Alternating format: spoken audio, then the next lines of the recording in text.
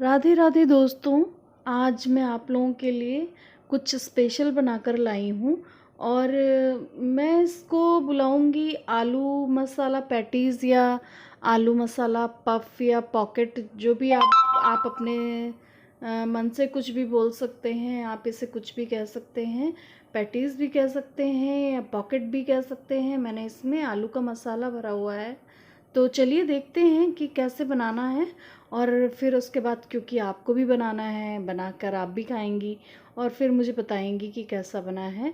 तो ये देखिए, मैंने 3 कप आटा लिया था, जिसमें से आप 2 से 4 चम्मच आटा साइड में, मैदा ले लीजिए या आटा ले लीजिए।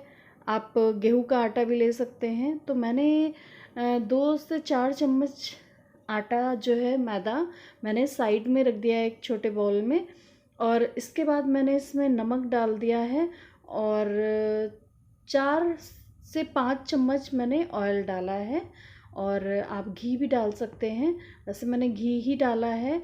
घी को मैंने थोड़ा सा पतला करके, पिघला के, आंच पे रख के, गरम करके फिर मैंने डाला है इस पे।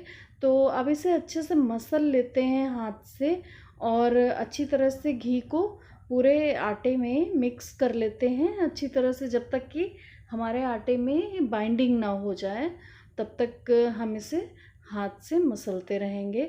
तो इसको हम अच्छी तरह से, ये देखिए आटा और घी मिक्स हो गया है। तो अब हम इसको गूँथ लेते हैं। तो आटे को गूँथने के लिए मैंने नॉर्मल ही पानी लिया है। आप भी नॉर्मल पानी से आटा लगा लीजिए, जैसे हम एक सॉफ्ट डो पूरी का तैयार करते हैं, आप वैसे ही तैयार कर लीजिए। तो इसे अच्छे से गूँथने के बाद इसे हमें थोड़े थोड़ी देर के लिए, मेरे ख्याल से 20 मिनट के लिए आपको इसको साइड में ढक के रख देना है। तो हम पहले आटा लगा लेते हैं, रखना तो बाद में है। तो पहले अच्छे से हम आटा गूँथ लेते हैं और इसके बाद हम इसे मसल कर, देखिए चिकना कर लिया है मैंने आटे को और इसको अच्छे से मैंने गूँथ लिया है। तो आप इस तरह से इसको कर लीजिए और फिर इसके ऊपर हमने 1 चम्मच घी डाल दिया है या ऑयल, आप जो भी डालें, इसके ऊपर डाल दिया है। इसको अच्छे से फेंट, मतलब मसल लिया है मैंने आटे को, फेंटा नहीं, आटे को मसल लिया है। तो इस तरह से आटे को लगाकर मैंने साइड में रख दिया है। फिर हम दूसरी चीज़ों के लिए तैयारियां करते हैं। तो चलिए, ये आटा तो हमारा हो गया है, अब मसाला तैयार करते हैं आलू पैटीज़ के लिए। तो ये मैंने कढ़ाई रखी थी, ऑयल डाला था और फिर मैंने उसमें ज़ीरा डाला है। ज़ीरा डाल के फिर मैंने प्याज कटा हुआ डाल दिया है। आप चाहें तो डालें, वरना स्किप कर सकती हैं। और फिर इसके बाद मैंने इसमें अच्छे से जो है प्याज को भून लिया है और इसे हम मीडियम फ्लो पे ऐसे ही थोड़ी देर के लिए भूनते रहेंगे। इसके बाद आपको हरी मिर्च डालनी है। अगर बच्चे नहीं खा रहे हैं तो आप डाल सकती हैं, वैसे अगर बच्चे खा रहे हैं तो आप हरी मिर्च की जगह आप सॉस डाल सकती हैं। तो जो है, इस तरह से हमारा प्याज तैयार हो गया है। और इसके बाद मैंने आलू लिए थे, मसल के रख लिए थे आलू का। मैंने एक भरता टाइप का बना के रखा हुआ था। तो फिर मैंने उसे आलू को मसल के अच्छी तरह से मैंने कढ़ाई में डाल के फ्राई कर लिया है। और ये देखिए अच्छे से भून लेते हैं। इसके बाद फिर हम इसे थोड़ी देर के लिए ऐसे छोड़ देते हैं, जब तक आलू हमारा अच्छे से भुन रहा है, फ्राई हो रहा है। मैंने इसमें डाल दिया है एक चम्मच के करीब नमक, और जो छोटा वाला चम्मच आता है चाय वाला, वो मैंने डाला है। और इसके बाद आप इसमें कुछ मसाले डाल दीजिए। आप इस पे किचन किंग मसाला आता है, सब्जी मसाला जो मिक्स आता है, आप वो डाल लीजिए या आप मैगी मसाला डाल लीजिए। तो मैंने इसमें किचन किंग मसाला डाला है और इसको अच्छे से फ्राई कर लेते हैं। फिर साथ में मैंने मटर डाल दी है, आप कॉर्न भी डालना चाहें तो डाल सकते हैं। और अगर इसके साथ आप इसमें शिमला मिर्च या साथ में चीज़ भी अगर डालना चाहें बाद में, तो वो आप डाल सकते हैं। लेकिन मैंने ऐसा कुछ भी नहीं डाला, मैंने एक नॉर्मल पैटीज़ बनाई है। तो आप भी मेरी तरह से एक बार ट्राई ज़रूर करिएगा। और अगर नए हैं तो प्लीज़ मेरे चैनल को सब्सक्राइब करिए, लाइक करिए और शेयर करिए, और कमेंट्स तो ज़रूर ही करिएगा। ये गई पिसी खटाई मसाले में, और फिर हम इसे थोड़ी देर के लिए मिक्स करते हैं अच्छे से, और इसे हम फिर थोड़ी देर के लिए चलाने के बाद हम इसे निकाल लेते हैं। तो ये अभी अच्छे से हमने आलू में गांठ ना ही रहे तो अच्छा है, आलू को हमें अच्छे से मसल लेना है। तो ये जो मैंने 2 से 4 चम्मच सूखा मैदा निकाल के रखा हुआ था, तो मैंने इसमें 2 चम्मच घी डाला है और इसे मिक्स कर लिया है, क्योंकि हमें इसको एक पेस्ट जैसा तैयार करना है। घी ऑयल जो भी है आप डाल सकती हैं। ये देखिए मैंने थोड़ा ऑयल डाल दिया है और कुछ गिर भी गया है नीचे। तो हम इसे अच्छे से फेंट लेते हैं और इसका एक फ़ाइन पेस्ट बना लेते हैं। तो ये देखिए अच्छे से इस तरह से मैंने और थोड़ा सा ऑयल डाला था और इसे हम मिक्स कर लेते हैं। ये देखिए, तो ये इसका आगे काम जो होगा वो मैं आपको बताऊंगी। इसको हम इस तरह से तैयार करके रख लेते हैं। आप इसमें चाहें तो थोड़ा सा, अगर आपको और पतला करना है तो आप कुछ भी 1 चम्मच घी या ऑयल ऐड कर सकती हैं, थोड़ा और डाल सकती हैं। तो इससे हम अच्छे से फेंट लेते हैं। और मेरे कहने से आप एक बार ये ज़रूर बनाइएगा। मैंने भी थोड़ा सा डरते डरते ही ट्राई किया था कि बनाऊं या ना बनाऊं, लेकिन फिर जब मैंने बनाया तो सबको बहुत पसंद आया है। तो एक बार आप ज़रूर इसे बनाइएगा।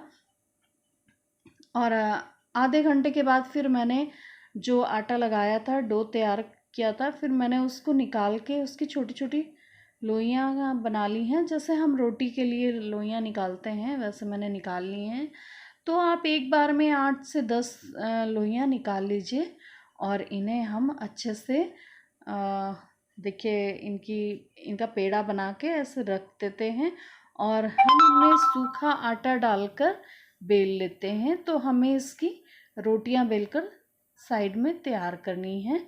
तो इन्हें हम अच्छे से देखिए इस तरह से चिकना करके हम इनका पेड़ा बना देते हैं और इसके बाद इसके ऊपर हम थोड़ा सा सूखा आटा डालेंगे। तो वैसे तो देखने में आपको लग रहा है कि इसमें बहुत टाइम लगता है, झंझट है, लेकिन वैसे है नहीं झंझट। क्योंकि जब आप इसको बना के खाएंगे तो आप सारी मेहनत, कितनी मेहनत आपने की है, आप भूल जाएंगी, आपको याद नहीं रहेगा इसके स्वाद के आगे।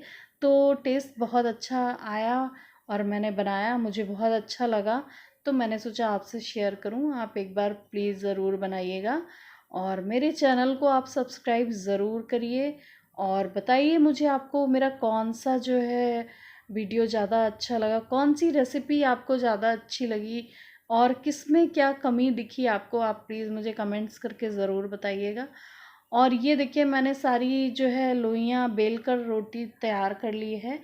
फिर मैंने घी के ऊपर सॉरी, जो मैंने रोटी बेली थी उसके ऊपर मैंने इस तरह से ये जो पेस्ट बना के रखा था इसको अच्छे से स्प्रेड कर दिया है, पूरे में अच्छे से फैला देना है। आप चाहे तो आप उंगलियों की सहायता से भी कर सकती हैं। और फिर इसके ऊपर सूखा आटा डालकर एक के ऊपर एक हमें ऐसे करके सारी जो है 8 से 10 रोटियां एक के ऊपर एक ऐसे लगा के रख देनी है। और फिर हमें इस तरह से धीरे से रोल कर लेना है। तो रोल करने के बाद फिर हमने जो इसके किनारे थे, जो थोड़े से टेढ़े मेढ़े किनारे होते हैं ऊंचे नीचे, वो मैंने काट दिए थे। और अब इसकी मैंने चाकू की मदद से लोइयाँ निकाल ली हैं। तो इन्हें इस तरह से हल्के हाथ से दबाते हैं और दबाकर साइड में रख देते हैं। और एक एक करके हम इन्हें बहुत ही हल्के हाथों से, बहुत ज़्यादा ताकत नहीं लगानी है, इनमें ज़ोर नहीं लगाना है, इनको बहुत सॉफ्टली ऐसे बेल देना है। और बेलने के बाद इन्हें हम, ये देखिए हम बेलते जाते हैं और बेल के एक बार में आप जितने भर पाएँ, जितने आप जैसे कढ़ाई में आप या तो एक साथ सारे ही आप भर के रख लीजिए और या फिर दो दो करके भी आप रख सकती हैं।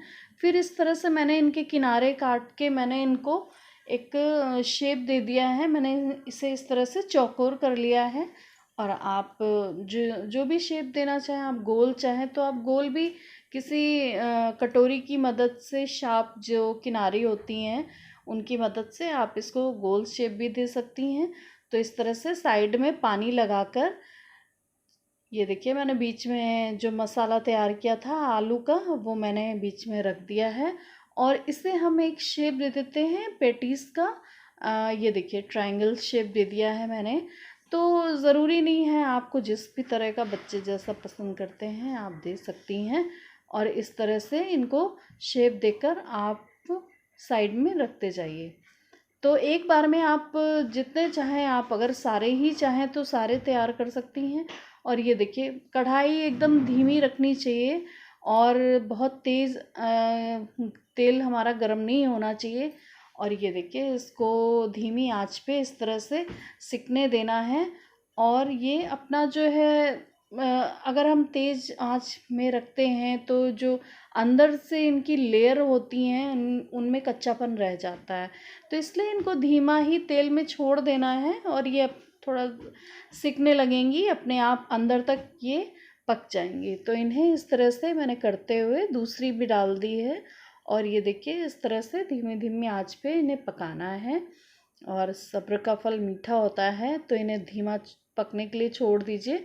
और फिर इसके बाद आप आराम से जो है इन्हें पलट के, अलट पलट के आप जो है अच्छी तरह से सेक लीजिए। और जब आपको लगे कि हाँ ये तैयार हो गई हैं तो आप इन्हें साइड से निकाल लीजिए। ये देखिए, तो इसको अच्छे से होने देते हैं। और आप इसको किसी भी चटनी के साथ या आप टोमेटो केचप है या चिली है, आप जिसके साथ भी लेना चाहें आप ले सकती हैं।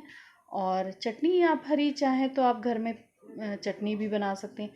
तो ये देखिए मैंने एक, तो मैंने इसको पैटीज ट्रायंगल वाला बनाया था। और ये मैंने इसको एक तरह से इस तरह से भी बनाया है। इसे हम ऐसे पोटली वाला शेप दे देते हैं। तो आप इस तरह से एक पॉकेट बना सकती हैं, ये भी बच्चों को पसंद आएगा। ये देखिए इस तरह से आप फिर से एक बार रिकैप आप देख सकती हैं, आपको समझ में आ जाएगा कि किस तरह से बनाना है। बहुत आसान है और इस तरह से बना के निकाल लीजिए। तो मैंने ये भी बनाया था, इसकी डिमांड ज़्यादा थी, बच्चे ये ज़्यादा कह रहे थे कि आप इस तरह से ही बनाएं। तो ये देखिए इस तरह से मैंने एक बार फिर से आपको दिखा दिया है। ये देखिए इस तरह से इसको ऐसे कर लेना है। मैंने साइड में पहले पानी लगा दिया था।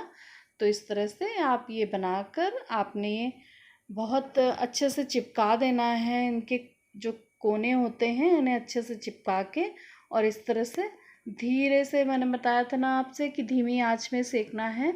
और आप इन्हें धीमी आंच पे सेक लीजिए। तो थोड़ा टाइम लगता है इनको सिकने में और आप बनाइए, लेकिन बाद में खाने का मज़ा भी बहुत आता है। बहुत बढ़िया चीज़ है ये, एक बार आप ज़रूर बनाइए। शाम की चाय के लिए बहुत अच्छा है, या आप कभी भी आप बना के 1 दिन के लिए 2 दिन के लिए रख सकती हैं। और ये बहुत अच्छी चीज़ है। ये देखिए खाइए और बताइएगा ज़रूर कि आपने बनाया आपको कैसा लगा। और मेरी रेसिपी आपको कैसी लगी, कैसा आपको अच्छा लगा तो बताइए, नहीं लगा तो भी बताइएगा। Thank you.